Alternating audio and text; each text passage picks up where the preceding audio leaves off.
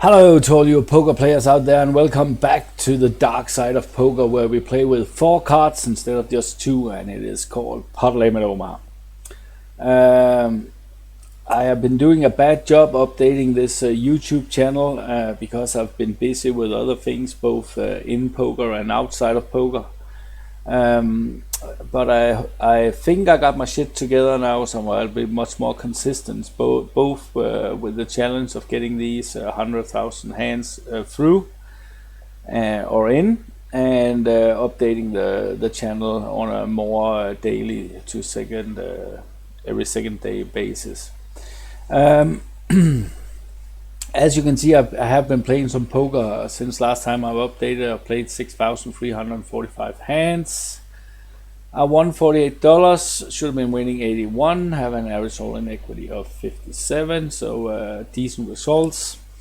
I've been sitting and going through a bunch of hands and actually trying to knock some rust off before getting back into the grind, and I picked out 6 hands I want to go through. The first one here, it's just a little bit of a surprise to me how I'm doing range versus range and how it should play out, especially pre-flop, if it should be a GTO solution. So this guy goes in and open up with a ace jack 10 deuce double suited, which is standard. I go ahead and free bet with a single suited ace, that's also standard. So here he has a decision and he goes ahead and calls. And if we take a look at the pre-flop helper, then we will see the pre-flop helper, by the way, is a tool provided by the Mastermind, which is a coaching site for Limit Omaha strictly, and it's Jane Anders and his team who has made it, and I shall leave a link for it in the description below.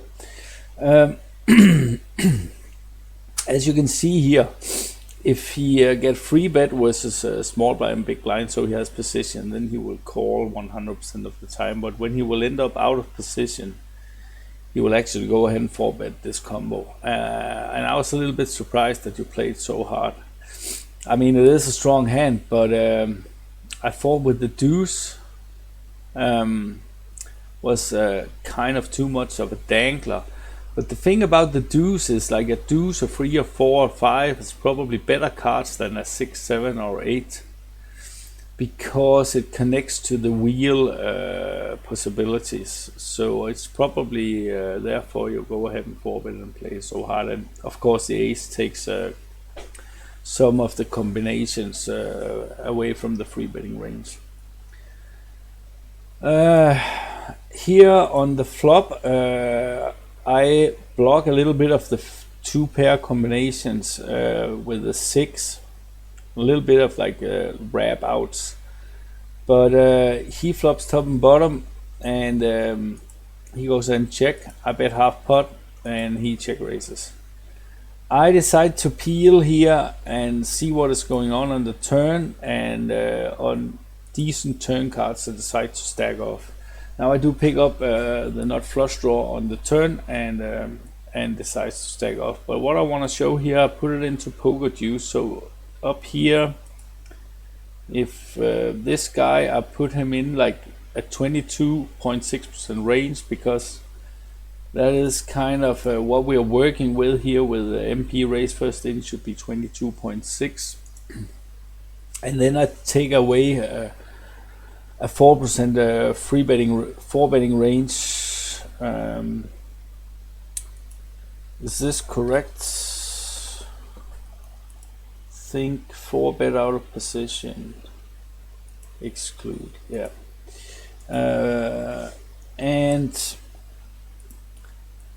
I free bet, fold, he calls. So here, pre-flop, I should have a 68% equity versus his 32. So we come to the flop here, and here we are coin flipping much more. So the rest, when you take that 4-betting range away, then the rest of the range actually connects pretty good with this board. And he checks, I bet he checked raises, I call, and here on the turn I actually have 63% equity versus his range, so the check call on the turn is fine, and as you see, I also have 40% versus actually hand, but it breaks for me and he wins. But just a little bit of range analysis and hand analysis, which is quite interesting. And I was a little bit surprised. I was so that here on the flop that we was coin flipping so much. I didn't think that a 10-6 deuce rainbow board would connect that strong with that kind of range. But okay. Next hand I have is. Now I should just think a little bit. We can take this one here. Yeah, this one is quite a good one.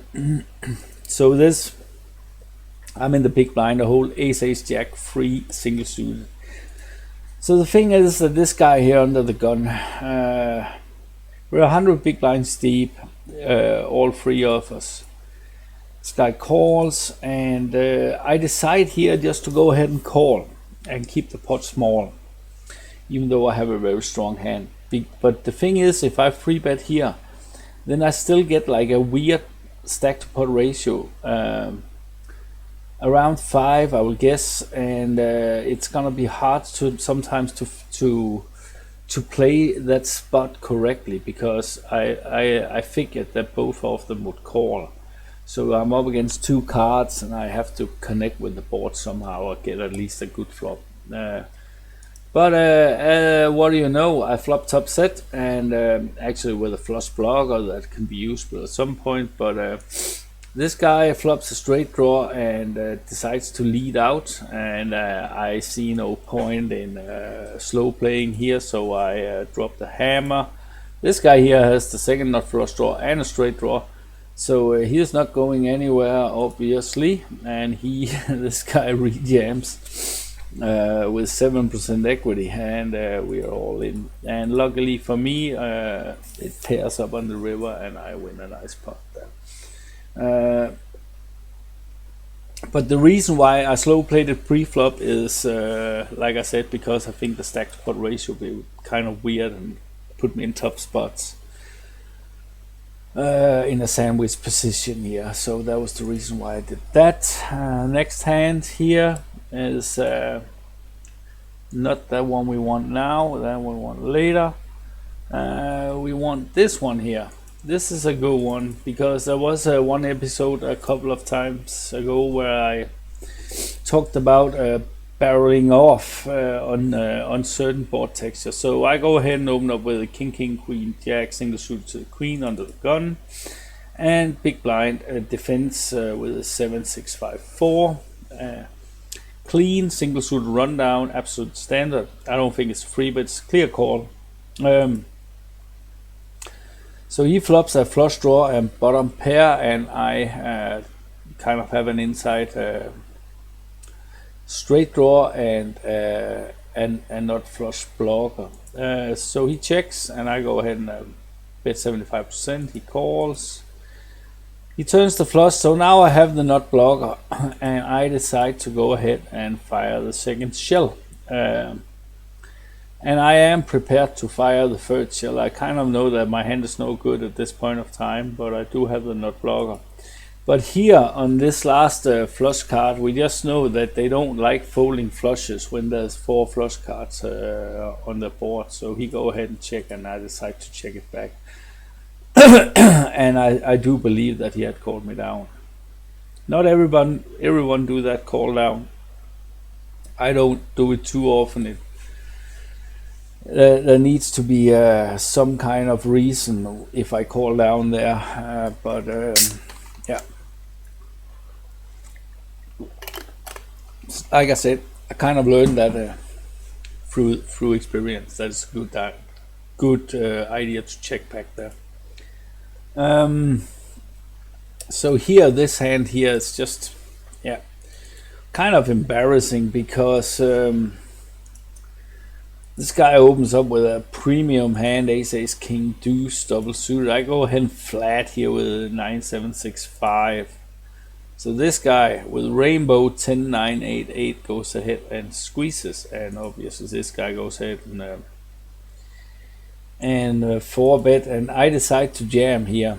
And like, let's say they both have aces, then it's a pretty good jam, but in this case I was just totally crushed. Like, he has both my flushes covered, and yeah, my hand is not strong enough. Also, this guy steals a bunch of equity away from me. And if we take a look at this here, if I'm up against aces here and nothing else, then I have 40.6% equity. Against those two exact hands, I only have 26% equity. It's just not enough to put the money in. And if we kind of somehow says that he actually has a premium there, then we can try and see how it runs there. Then I'll have 34% equity, and it's completely different situation. But yeah, kind of embarrassing to get the money in there that way. And yeah, of course this guy wins the hand. Well, it is what it is with 2-pair. But yeah, I was surprised that I was so crushed when I got it in there. But it's kind of embarrassing. But sometimes you also got to show some embarrassing hands here, right? I'm far away from playing perfect all the time. The last two hands I have here is because I want to show one, like this hand. This hand is a very like pot limit Omaha hand, and then I will show another hand where there's obviously also a pot limit Omaha hand, but it is like, it has a different aspect which relates more to no limit hold'em. So pot limit Omaha is a game where which I have experienced at least, and where I am at now is that if you kind of learn to understand pre-flop very well, what kind of hands you shall do what with, and then you can kind of recognize situations like when you go post-flop, what is the stack to pot ratio, how does ranges interact with flops, then you kind of know what to do on flops. And then it's a very equity driven game, and also driven very much by through bloggers, right? And if you kind of can understand these things, then pot limit Omaha really isn't that hard of a game, in my opinion. But first and foremost, it's a very equity-driven game. So here I go ahead and open up with ace, queen, jack, deuce, single suit to the ace, which is standard. This guy goes ahead and call with ace, king, queen, 10. Also single suit. I think now he's a little bit of a shorter stack. I think you can go ahead and free bet this one. I'm not sure, but and I don't want to spend time on putting it into the pre-flop helper right now. But with the ace and the king in the same suit, kind of devaluates quite a bit, because it removes the possibility for someone to show up with a king high flush, which is the most likely situation you want in a flush over flush situation. But I think it's fine to just call there. This guy goes ahead and calls queen, queen, 5, 4, single suited, which is probably a mistake. But nevertheless, he flops a middle set. I flop a bunch of equity here with a straight draw and a not flush draw. So I go ahead and c-bet, and obviously hope to take it down. Now this guy doesn't have a whole lot of equity, like a gut shot and a future blocker and top pair. And this guy obviously go ahead and check raises with his middle set, which is absolutely correct. I decide to try and get this guy out of the pot. I don't know what he's holding, but nevertheless he goes ahead and call.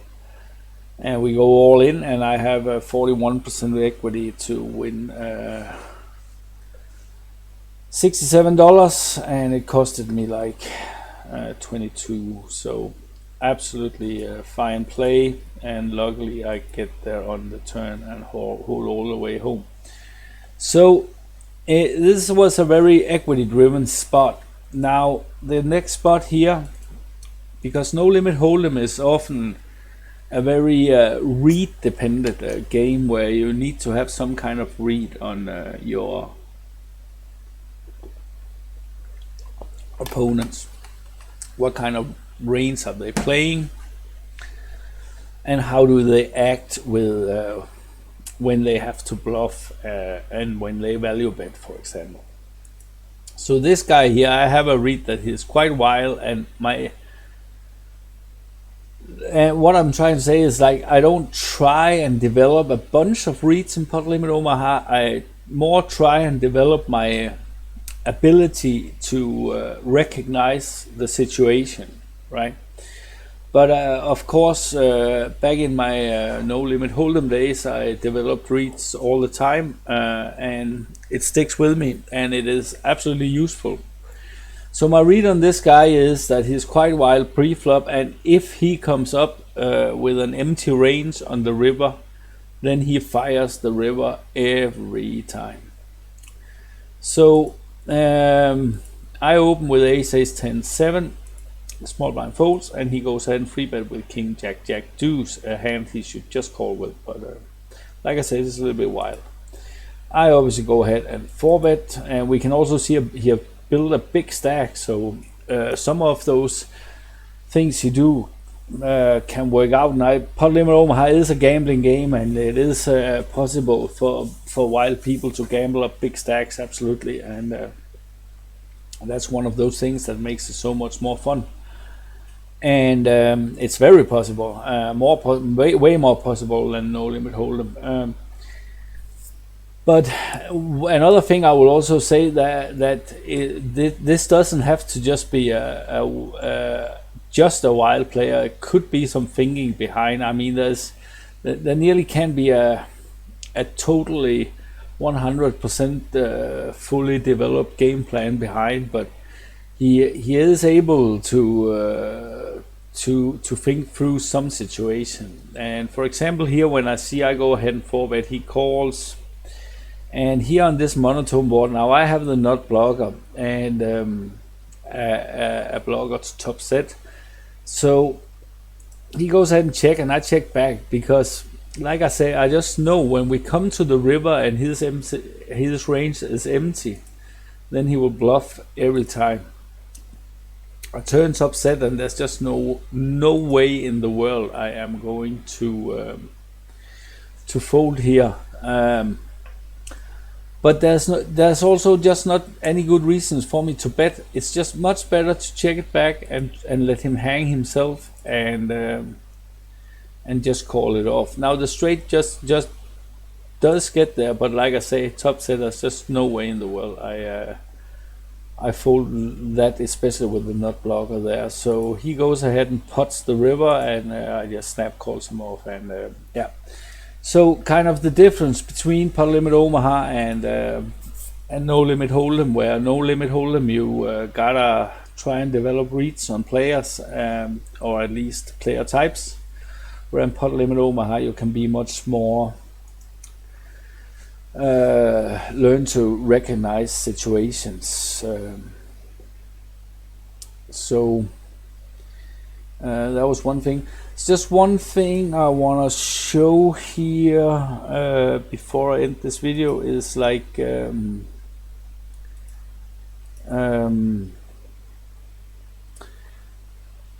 I am supposed to play 100,000 hands.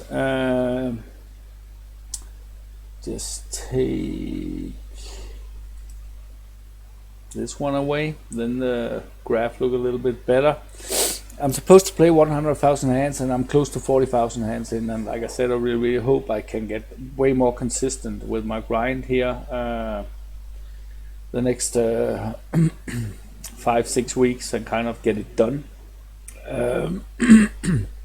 Until now, winning $354, should have been winning $430. So big blind per 100 is 3.5. So like decent results, but not like the big blind per 100 should have been 4.3. But nothing to brag about really. But on the other hand, it's pretty consistent, and yeah, it's not a bad result at all. But that was it for now, and I wish you all the very best of luck in life.